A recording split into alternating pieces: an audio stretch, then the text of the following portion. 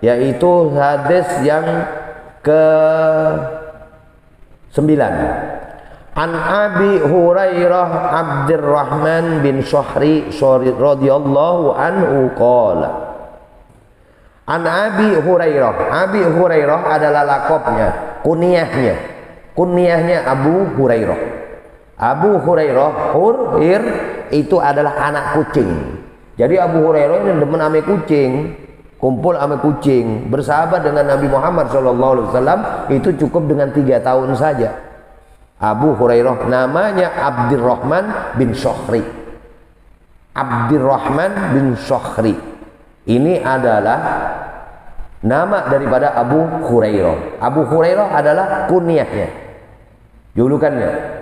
Dia bersama Nabi Muhammad SAW, luar biasa. Satu ketika Abu Hurairah ini dikatakan oleh Nabi Muhammad SAW, siapa yang akan membentangkan dia punya sorban, dia tidak bakalan pernah lupa apa yang aku katakan. Dia tidak akan pernah lupakan itu. Itu sahabat-sahabat membentangkan semuanya, sehingga sahabat tersebut membentangkan itu punya sorban, dan subhanallah milik daripada Abu Hurairah dibentangkan. Nabi Muhammad SAW duduk di atas sorban tersebut. Nabi Muhammad duduk di atas sorban, setelahnya daripada duduk dan memberikan ilmu kepada para sahabat-sahabat Nabi Muhammad, setelah itu diambil kembali oleh Abu Hurairah, dan Abu Hurairah merasakan tidak akan pernah lupa dia dalam menjalankan. Maka Abu Hurairah salah satu yang meriwayatkan daripada sebuah hadis Nabi Muhammad SAW juga banyak juga, itu jumlahnya 5.374 hadis. 5.374 hadis. Orang-orang liberal, orang-orang sekuler itu gak percaya kok bisa menyelisih tentang hal tersebut. Ini berhubungan dengan hadis ini. Loh, kok bisa 3 tahun sudah hafal 5.374 hadis? Nah, maka hadis Nabi Muhammad SAW, apakah nggak capek Nabi Muhammad? Apakah dan lain sebagainya? Orang-orang menyelisih dengan yang begitu. Abu Hurairah 5.374 hadis selama 3 tahun, kok bisa? Nah, Abi kasih contoh. Nabi sama Habib 3 tahun Bapak, atau 20 tahun. Hadis 2 tidak apal pun, hadis 3 tidak apal pun. Nabi sama Habib setahun udah apal sampai 40 atau 100 dah umpamanya, nggak usah banyak-banyak. Kalau satu hari menghafalkan daripada satu hadis, 1 bulan udah 30. Kalau setahun 360. Ini Abu Hurairah kalau satu harinya udah 10. Udah berapa setahun? 3.600. Berarti untuk 5.000 2 tahun udah lewat. Nah, ini Nabi Muhammad SAW hadisnya bukan hanya berbicara, ada fi'li, ada qauli, ada takriri. Fi'li apa yang dilakukan oleh Nabi. Nih sahabat-sahabat nih, lihat Nabi Muhammad SAW keluar dari rumahnya nih, ngangkat masuk, mau masuk ke Masjid Nabawi, pakai kaki apa itu diperhatikan. Nah, itu namanya fi'li yang dilakukan oleh Nabi, yang diperbuat oleh Nabi. Itu namanya fi'li. Yang dikatakan oleh Nabi qauli, itu yang diperintahkan oleh Nabi, yang dikatakan oleh Nabi itu qauli namanya. Qauli dikatakan kamu menjalankan ibadah puasa, kamu ibadah puasa Senin Kamis, kamu puasa daripada puasa sunnah, kamu sholat rawatib. Ini adalah sesuatu apa yang dikatakan oleh Nabi. Banyak contoh-contohnya. Terus yang ketiga adalah takriri. Takriri itu Nabi nggak ngomong, Nabi nggak ngelakuin, tapi Nabi diem. Takriri namanya. Sahabat Nabi Muhammad SAW satu ketika sholat qobla maghrib, itu Nabi Muhammad ngelihat dan diem, nggak negor Nabi. Berarti itu tidak apa-apa. Berarti tidak apa-apa, itu maksudnya adalah takriri. Apa yang didimin oleh Nabi, nggak masalah itu. Apa yang dikatakan qauli, apa yang diperbuat oleh Nabi adalah fi'li. Itu ada 3 hadis tersebut. Nah, ini Abu Hurairah radhiyallahu anhu, ini adalah salah satu sahabat Nabi yang mempunyai kebiasaan tidaklah berkurang dalam bertasbih satu hari itu 12.000 membaca subhanallah, subhanallah. 12.000 subhanallah. Juga Sayyidina Abu Hurairah radhiyallahu anhu ini juga ahli suffah. Ahli suffah itu di Nabi Masjid Nabawi ada kiblat, di situ ada rumah Nabi, kamar Nabi, di sebelah sini itu ada ahli suffah. Ahli suffah itu orang-orang yang mengabdi hikmah kepada Nabi Muhammad SAW sepanjang hidupnya. Mereka dalam kondisi yang zuhud, yang tidak mengutamakan kepada dunianya. Hidup dunianya nggak perlu, yang penting dia bagaimana kepada Allah dan kepada Nabi Muhammad SAW, tidak memperkaya dirinya. Dia menerima yang kurang dah. Mereka berkumpul di situ, hidupnya cuma mengabdi aja kepada Nabi Muhammad SAW. Makannya bagaimana? Makannya dari sahabat-sahabat yang punya uang, sahabat-sahabat yang memiliki harta lebih, mereka memberikan makanan kepada ahli suffah tersebut.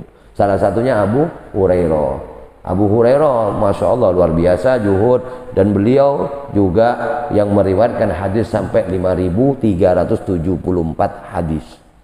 Namanya adalah Abdurrahman bin Sohri radhiyallahu anhu. Nah, sekarang masuk ke dalam hadisnya, isinya. Masuk ke dalam hadisnya. Itu sejarah sedikit tentang Abu Hurairah radhiyallahu an. Bapaknya kucing maksudnya. Nggak apa-apa, apa kok nggak ngeledek itu bapaknya kucing? Enggak, itu kunyah. Ada bapaknya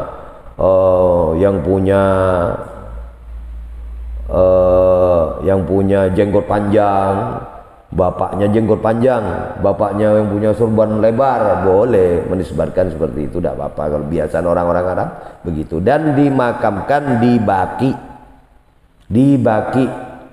Baqi itu sebelah kirinya daripada Masjid Nabawi. Di situ ada pekuburan luas. Kita mengucapkan salam ya ahlul kubur, assalamualaikum ya ahlad diyar. Atau kalau enggak kita mengucapkan assalamualaikum ya ahlil kubur minal muslimina wal muslimat wal mu'minina wal mu'minat. Di situ sahabat-sahabat Nabi di situ. Sahabat-sahabat Nabi di situ yang di Madinah. Dan kembali kepada isi daripada al-hadis yang ke-9, bahwasanya anak Abi Hurairah radhiyallahu an, yaitu Abdurrahman bin Sokhri radhiyallahu anhu qala, berkata, sami'tu Rasulullah sallallahu alaihi wasallam yaqulu, saya telah mendengar, sami'tu Rasulullah, saya telah mendengar daripada Rasul sallallahu alaihi wasallam yaqulu, berkata siapa? Nabi Muhammad sallallahu alaihi wasallam, mana haitukum anhu fajtanibu, mana haitukum anhu fajtanibu. Ma nahaitukum, apa-apa nahaitukum yang dilarang, anhu daripada kepadamu, fajtanibu maka tinggalkanlah. Apa-apa yang dilarang, apa-apa yang dilarang maka tinggalkanlah. Oh, kita dilarang untuk main judi, kita dilarang untuk makan minum khamr, kita makan babi, kita dilarang untuk main-main dengan peramalan-peramalan, peruntungan-peruntungan, perdukunan. Innamal khamr wal maisir wal ansabu wal azlamu rijzun min amali syaitan. Daripada itu yang namanya homer, daripada itu yang namanya hal yang mengharamkan, babi itu haram, perjudian itu haram, sihir itu haram, perjudian haram, rijzun itu najis, adalah perbuatan daripada setan. Kita tinggalin, jangan ditentang, harus kita tinggalin. Kita tahu babi kenapa kok diharamkan, bertanya mereka kenapa kok babi kok diharamkan. Babi ini adalah binatang yang memang diharamkan, luar biasa, di dalamnya banyak kuman-kumannya. Kenapa kok kambing? Bedanya kambing sama babi apa? Babi itu kalau babi itu paling banyak. Sekali beranak 13 dia. 13. Babi itu kalau beranak 13 sampai 13. Kalau kambing 2, 3 maksimal. Kambing. Tapi yang disembelih terus setiap hari, setiap saat, ada nggak kambing kehabisan stok? Nggak ada. Padahal yang paling dikonsumsi itu banyak kambing. Kita akikoh kambing, kita korban kambing, ada korban kambing. Babi nggak ada. Maka itu kelanjutan daripada kepanjangan tangan dengan angka 13. Jadi sangat bodoh, jahil, murakkab. Ada orang Islam yang mempercayai angka 13 adalah angka sial. Nomor 13 angka sial. Jahil, murakkab, khurafat dia, khoyal dia. Percaya kepada yang demikian. Nah ini yang harus kita tinggalkan. Itu khurafat.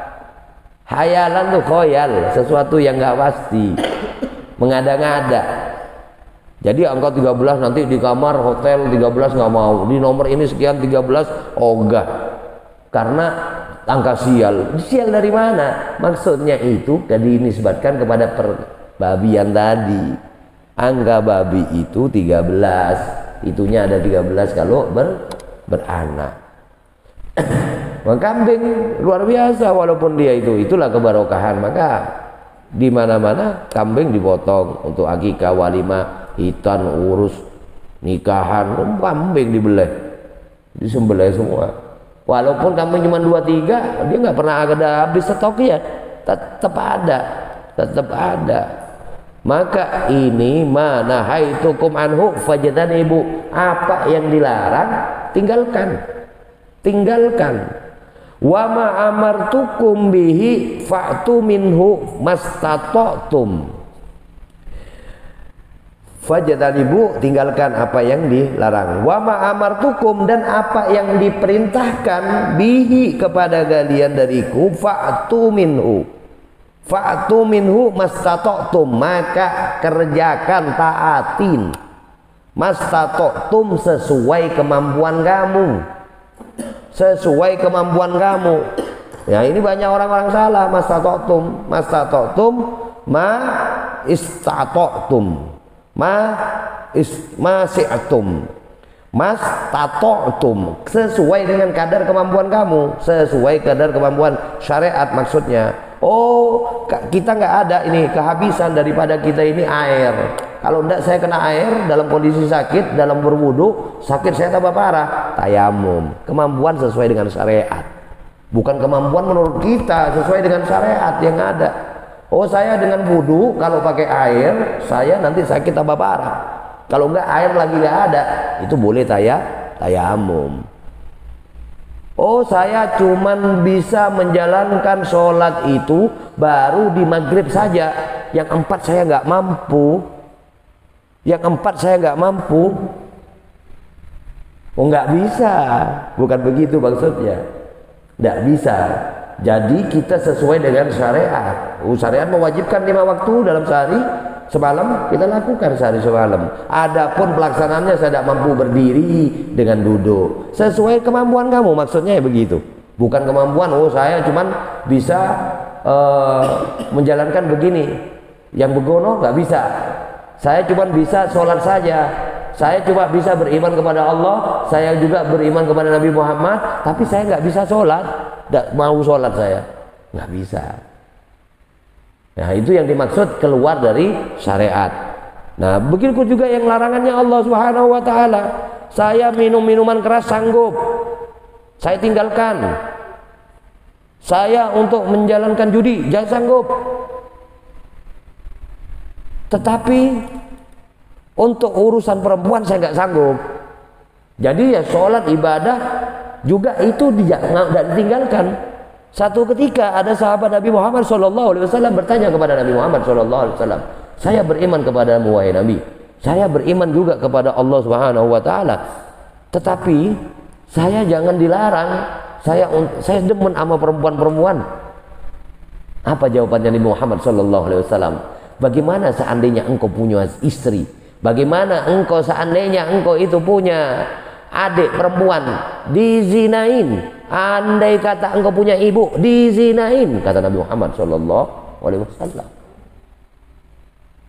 sehingga dia menyadari dan memahami apa yang dimaksud daripada apa yang dilarang, wajib untuk kita tinggalkan. Apa yang dianjurkan, wajib kita untuk kerjakan. Nggak bisa ditoleransi, nggak bisa ditoleransi. Banyak ini larangan-larangan, judi, kita minum minuman keras, narkoba, sabu dan lain sebagainya, ya korupsi dan lain-lain sebagainya. Itu adalah sesuatu amalan-amalan yang untuk kita kerjakan. Amartukum bihi fa'tu minhu mastata'tum, hindarilah apa yang diperintah oleh Allah kita kerjain, apa yang diperintahkan kita kerjakan, apa yang dilarang kita jauhin. Fajtanibu, tinggalkan sesuai dengan kadar kemampuan kita. Mastata'tum fa inna ma ahlakal ladina min qablikum, fa inna ma, maka sesungguhnya ahlaka, banyak orang itu dibinasakan, alladzina min qabliku, daripada yang demikian ini, orang-orang yang terdahulu, kasratu masa alihim, banyak mempermasalahkan atau mengikhtilafi, menyelisih yang demikian kepada nabi-nabi sebelumnya, wa khatilafihim, dan menyelisih daripadanya ala ambiyaihim, kepada nabi-nabi yang terdahulu, kepada nabi-nabi mereka. Rawahul Bukhari wa Muslim. Jadi orang-orang Yahudi itu banyak mereka pakai akal-akalan, banyak pakai akal-akalan, sehingga Allah Subhanahu wa ta'ala mempertanyakan kepada orang-orang Yahudi, kamu ini mau ibadahnya di hari apa? Di hari Sabtu, katanya Yahudi, nabinya Yahudi. Sehingga mereka yang Sabtu mempertanyakan yang demikian.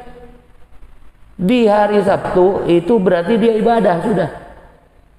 Yaumil Sabat, di hari Sabtu dia itu beribadah, berarti tidak ada kegiatan yang lainnya. Jadi sebelum Sabtu itu ibadahnya mereka berarti nggak boleh nyari ikan kalau hari Sabtu.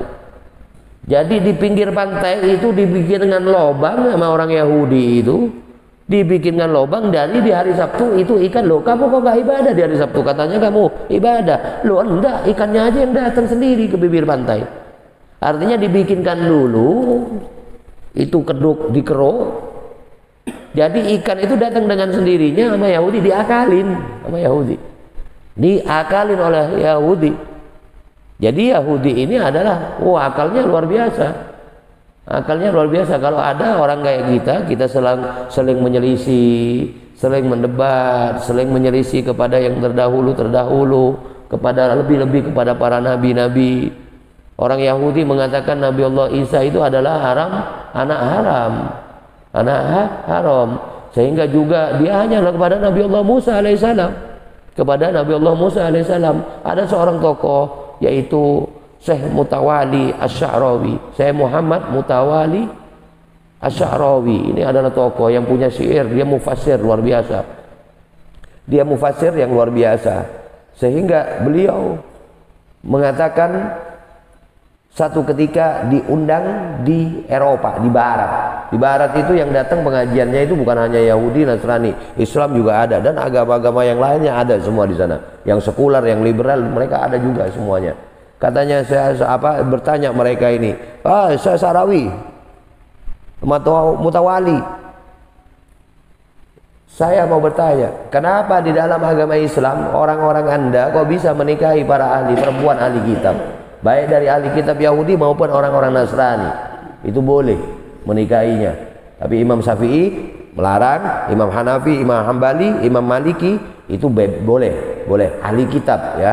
Kita ini orang Islam menikah kepada ahli kitab Yahudi, ke perempuan Yahudi, perempuan ahli kitab dari Nasrani, itu boleh menikahin. Nah, tapi kalau madzhab Syafi'i tidak boleh. Terus, loh iya, kenapa kok aku, sementara saya kok tidak bisa menikahi perempuan-perempuan Anda? Kalau saya menikahi perempuan-perempuan non-muslim, karena saya itu percaya kepada Nabi Isa, saya percaya kepada Nabi Musa, percaya. Jadi saya boleh menikahi perempuan-perempuan non-muslim. Kalau kamu gak mau menikah, loh kenapa saya kok nggak boleh? Kalau kamu boleh, kamu kepercayakan kepada Musa saja yang Yahudi. Kamu yang Isa percaya ke yang Nasrani saja. Kalau kamu mau masuk ke dalam, mau nikahin dari perempuan-perempuanku, perempuan-perempuan Islam, ya kamu harus percaya kepada Muhammad sallallahu alaihi wasallam. Artinya apa? Maksudnya Syekh Sa'rawi, masuk Islam dulu. Asyhadu an la ilaha illallah wa asyhadu anna Muhammadar Rasulullah. Ini orang luar biasa. Makanya ilmu itu bisa dikatakan ilmu kalau diamalin. Kalau masih berupa kitab ini namanya saqafah, masih pengetahuan, bukan ilmu. Ilmu itu setelah diamalkan itu namanya ilmu. Oh, saya pinter imam, saya hafal bab hadis arba'in, saya hafal bab Al-Quran, saya hafal qiyamul lail, saya hafal semuanya, tapi kagak dikerjain. Nggak bisa, bukan ilmu, bukan alim itu namanya. Itu baru disagofa, pengetahuan. Maka luar biasa ini hadis menerangkan yang kepada kita apa yang diharamkan, apa yang dilarang oleh Nabi. Nah, maka itu dikatakan di sini kita ini banyak menyelisihi mereka-mereka itu. Fa'tu minhu mastata'tum fa inna ma'alakal ladzi min qablikum. Jadi kita ini banyak menyelisih perintah-perintah Allah. Mereka-mereka yang menyelisih perintah-perintah Allah yang udah disepakatin, itu berarti mereka itu bermental Yahudi. Sehingga fa inna ma'alakal ladzi, yang demikian itu akan membinasakan kepada mereka min qablikum, daripada yang terdahulu, kasrotu masailihim, karena banyak dia itu mempersoalkan wakhtilafi dan menyelisihi ala anbiyaikum, kepada nabi-nabinya. Maka dengan adanya agama Nabi Muhammad SAW memberikan pengetahuan kepada kita tentang menghapus doktrin-doktrin yang ada di orang-orang Yahudi. Itu dikatakan Nabi Allah Daud alaihissalam oleh orang-orang Yahudi. Dikatakan Nabi Allah Daud alaihissalam itu ngintip orang mandi, setelah ngintip orang mandi itu panglimanya marah, diajak berang. Nggak bisa. Puasa yang paling dicintai oleh Allah Subhanahu wa taala puasa daripada puasa Daud. Keistimewaannya Daud dibersihkan oleh Nabi Muhammad SAW tentang sesuatu pemahaman yang salah dari orang Yahudi maupun dari orang Nasrani. Dibersihkan oleh Nabi Muhammad SAW tentang pemahaman-pemahaman mereka. Bagaimana Nabi Allah Isa alaihissalam adalah anak daripada Siti Maryam, anak daripada Imron, yaitu datuknya perempuan namanya Hana beristrikan Ali Imron punya anak Maryam adalah ibu daripada Nabi Isa alaihissalam. Diberikan oleh Allah dan oleh Nabi Muhammad SAW pembersihan, penghapusan hal-hal yang tidak dibenarkan dalam agama. Maka diajarkan ada itu oleh Allah Subhanahu wa taala di dalam Al-Qur'an surat Ali Imran, Al-Fatihah, Al-Baqarah, Ali Imran. Sehingga Allah memberikan keistimewaan kepada Nabi Muhammad untuk bisa memberikan penyelesaian kepada perselisihan antara orang-orang Yahudi dan Nasrani. Maka mastata'tum, lakukan apa yang udah diperintahin dan apa yang dilarang jauhin sesuai dengan kemampuan kamu. Kemampuan kamu sesuai dengan syariat. Kemampuan bukan kemampuan kita maksudnya. Oh, kita nggak bisa sholat ini ya Allah. Oh, boleh nggak sholat? Nanti dikodok, nanti dikosor, nanti dijamak takdim atau takhir, atau dengan kosor atau tidak. Boleh, bebas. Oh, saya nggak kuat puasa ya Allah. Boleh nggak puasa. Nanti diganti di hari yang lain, asal dia dalam perjalanan atau dalam keadaan kondisi sakit saat bulan suci Ramadan tiba, atau saat dia perempuan haid, atau lagi nifas, atau sedang menyusuin, sesuai dengan kadar kemampuannya. Kadar kemampuan yang seperti yang katakan tadi, oh saya cuma bisanya sholat maghrib atau sholat isya, yang 4 saya nggak mampu. Saya boleh nggak judi, nggak apa-apa kuat, tapi saya nggak kuat untuk nggak perempuan, juga nggak bisa. bukan kemampuannya itu. Kemampuannya sesuai dengan kemampuan, sesuai dengan syariat tadi. Kalau kita uri kuat sesuai dengan syariat, itu yang dimaksud daripada mastata'tum. Itu adalah beberapa daripada hadis yang ke-9 tentang apa larangan Allah dan apa perintah daripada Allah, bagaimana Abu Hurairah meriwayatkannya. Dan hadis yang al-Asra daripada yang ke-10, an Abi Hurairah radhiyallahu anhu qala Rasulullah sallallahu alaihi wasallam, innallaha ta'ala thayyibun la yaqbalu illa thayyiban wa innallaha amarul mu'minina bima amara bihil mursalina faqala ta'ala ya ayyuhar rusulu kulu min thayyibati wa'malu shalihan wa qala ya ayyuhalladzina amanu kulu min thayyibati ma razaqnakum thumma dzakara ar-rajula yutilu safara as'asa aghbara yamuddu yadayhi ila sama ya rabbi wa ma'ta'umuhu haramun wa masrabuhu haramun wa malbasuhu haramun wa ghudhiya bil harami fa anna yastahabu lahu, rawah al-Muslim, Imam Muslim. Wallahu alam. Insyaallah mudah-mudahan kita diberikan barokah, amin ya rabbal alamin.